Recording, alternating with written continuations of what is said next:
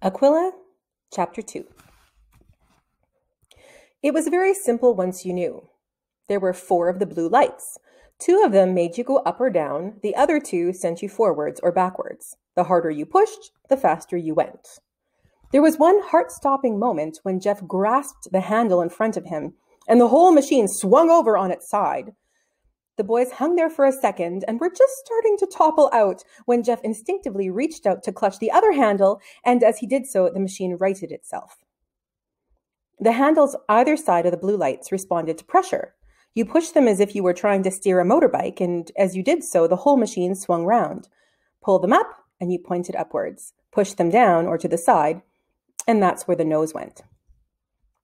The whole thing, Jeff thought, required slightly less skill than riding a tricycle. You gripped the handles, used your thumbs to push the buttons, and off you went. A child could do this, he said cheerfully as he swung them down and to the left in a banking curve that would take them through a gap in the clouds. You think you can get us down? Asked Tom. No problem. Through the cloud, Jeff turned in a gentle spiral to the right. That's what I've been saying. Anyone could do this. If you can get us down, said Tom. I think you should do it. I think you should do it now.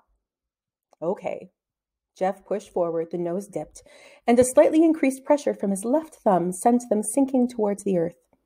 As they got closer, he swung briefly to the left to avoid a clump of trees, and they finally came down to rest on the edge of a cornfield. He swung round a few times, lifted his hands from the controls, and looked down at the flattened circle of corn beneath them. That should give the farmer something to think about. He turned to Tom. How are you feeling? Tom was already scrambling out of his seat. He had never quite realized before what a wonderful thing it was to stand, simply to stand on firm ground. It would be even better when his knees had stopped shaking. Jeff climbed out to stand beside him. It was his first chance to get a proper look at the machine that had catapulted them so extraordinarily into the air. And the first thing he noticed was that it wasn't actually on the ground, but hovering motionless a few inches above the flattened corn. It hadn't moved so much as a millimeter as he and Tom had climbed out, not even a tremor. And although it hung in midair, it somehow gave the impression of being more solidly positioned there than the ground beneath it. The letters Tom had noticed painted on the front were now clearly visible. The gold was faded and peeling, but still legible. What does it say? Tom came round to look. Aquila, he read. Aquila. It was a good name, Jeff decided. You think it's Roman? What? The man in the cave was Roman. I suppose this must be as well. I don't see how it could be, Tom frowned. Romans didn't have flying machines, did they? Jeff tried to remember. They had done the Romans with Miss Spatchel in year 6. He didn't recall her saying anything about flying, but it might have been a lesson he had missed. You think it's newer than that? He gazed doubtfully at the machine. It doesn't look new. It looks more sort of old, very old. Without knowing why, Tom had to agree. He stepped forward to finger a dent in the back, where a large corner of one metal fin was twisted and discolored. Did we do that? Jeff shook his head. It was like that when we got it. Come on. He swung a foot onto the side wing of Aquila and pulled himself up and back into the seat. I vote we tell Mr. Urquhart it all started when his worksheet blew away in a gale. And we'll say we were chasing it when... What's the matter? Tom stared at him. What are you doing? We have to get back. Jeff settled in his seat. We've missed lunch already. You're going to fly there? Why not? Jeff grinned. Oh boy, their faces when they see this. Tom hesitated. Come on, said Jeff. It'll be fun. Yeah. Tom stepped slowly up to Aquila. Fun. Right, said Miss Taylor. Where exactly were they supposed to go? Mr. Urquhart pointed to the map attached to his master worksheet. Along here, the route marked in green. It was an exercise in map reading, you see, and they had to... If you sent them that way, they've probably gone over here.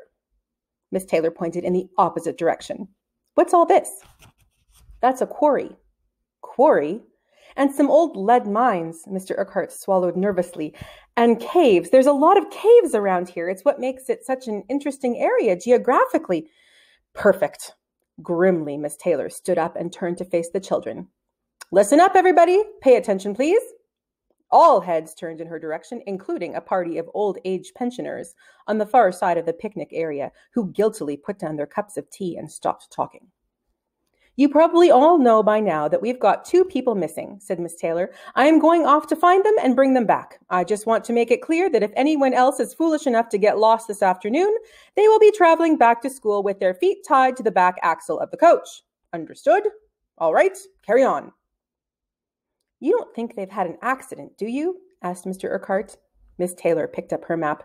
"They will have when I get to them," she muttered, and strode off, stony-faced, to the trees. The flight back to the quarry was not as bad as Tom had expected. They traveled at a few meters above the ground, which was a lot less frightening than being several thousand meters in the air, and he had to concede it was the most extraordinary sensation. It was like being a bird, but without all the bother of remembering to flap your wings. Aquila sailed over the ground with less effort than it took to push a telephone button, and in total silence. A couple of cows gazed indifferently up at them as they crossed one field, and a flock of sheep ran away from their shadow in the next.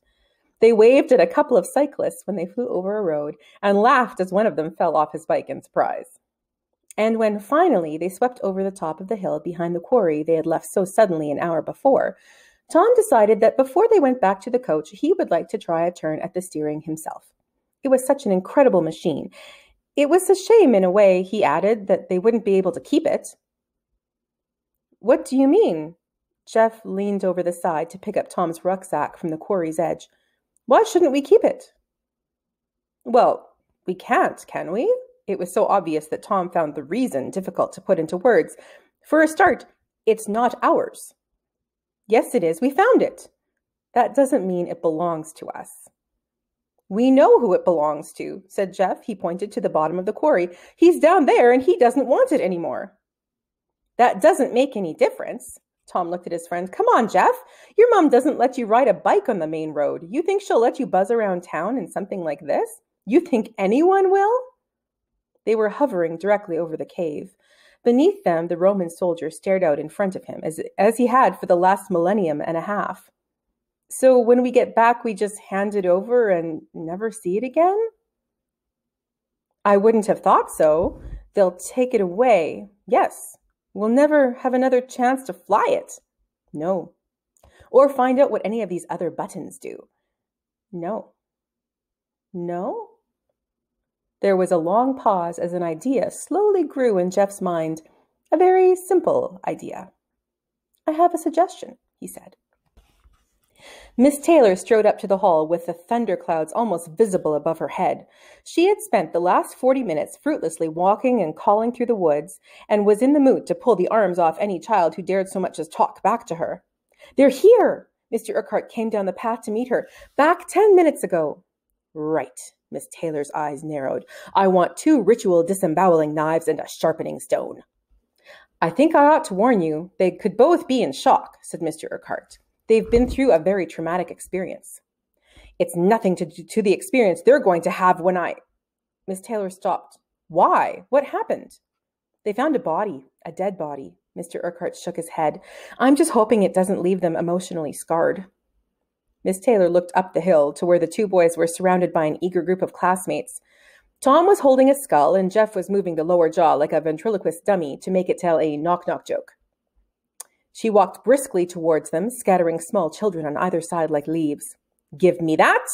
Miss Taylor held out a hand. As Jeff passed the skull across to her, a large spider crawled out of one of the eye sockets, and one of the Year 9s fainted. "Pick her up, somebody." Miss Taylor sighed and turned to Mr. Urquhart. "Call the police, will you, Graham? And you," she turned back to the boys, "had better show me where you found this." It was astonishing, Jeff thought, how many people you needed just to decide what to do with a few bones. At the moment, he could count at least 14 vehicles and more than 30 people, not including himself, Tom, or Miss Taylor, gathered at the base of the quarry. There were 4 policemen and 2 police cars, an ambulance with a nurse and 2 paramedics, a doctor and his wife, and a Land Rover and 2 cars containing the 5-man team that had come out from the county archaeology department. Another Land Rover belonged to the farmer who owned the land. There was a van belonging to a representative of the local Wildlife Protection Service, and a Mini that had somehow contained 6 large men from the Cave Rescue Services. The woman in charge of the archaeological team had short cropped hair, a silver ring in her nose, and was called Dr. Warner. She climbed out of the cave, brushing the worst of the dirt from clothes that had not been particularly clean when she went down. "Definitely Roman," she announced. "Probably late 3rd or early 4th century. It's difficult to tell at this stage, but he's been there at least 1,500 years. "Any idea how he died?" someone asked. "Not really." Dr. Warner shook her head. "There are 15 empty jars of Cypriot wine down there that might have something to do with it, or he could have been poisoned by someone from the Free Britain movement." She paused. "He was sealed in there when the roof of the cave collapsed, but that could have happened at any time." "So you don't know why he was down there?" asked Jeff. "No." The archaeologist looked thoughtfully back down at the body. "He's a long way from the cave entrance, though, and in full armor. It's curious." "Romans didn't have machines, did they?" Tom blushed as everyone turned to look at him. "I just wondered how he carried all the wine down there." Miss Taylor watched as Dr. Warner explained to Tom how Roman society was powered by slaves rather than technology, and felt a faint doubt stir in her mind. There was something not quite right in all this. She couldn't quite put her finger on what it was, but something about the way those boys were behaving didn't fit. "They're asking questions, aren't they?" said Mr. Urquhart, standing beside her. "What?" "That archaeologist. They're asking her things. They usually don't do that, do they?" Miss Taylor suddenly realized he was right. Tom and Jeff never asked questions. Questions got you noticed, and they had both spent years perfecting the technique of sitting at the back of the class, attracting as little attention as possible. Attention might mean you had to do some work. "It's like they're interested," Mr. Urquhart went on. "I've never seen them like that before." "No," said Miss Taylor thoughtfully. "Neither have I." As the school coach left the National Trust car park, Tom and Jeff sat together in seats near the back. Tom had the map from his worksheet spread out on his lap, and the two boys gazed intently out of the window as the coach turned out onto the road that would take them back to Staveley. Mr. Urquhart, sitting at the front, caught a glimpse of them in the rearview mirror and considered, not for the first time, what an odd pair they made. They were such different boys, in the way they looked as much in the way as they behaved. And yet he knew that, in school and out, they were virtually inseparable. It was, most people agreed, a curious friendship. He would have been even more puzzled if he had known what the boys were doing. Neither of them spoke as the coach set off down the road, but both stared intently out of the window at an isolated barn just visible at the top of the hill on their right. It was a very ordinary barn, with open sides of the sort farmers used to store bales of hay through the winter, but its location had been carefully marked on Tom's map. If Mr. Urquhart had seen it, he would have been impressed at the care that had been taken to note its exact position, and the way the boys now double-checked to make certain there had been no mistake. Tom and Jeff wanted to be sure, quite sure, they could find it again when they came back.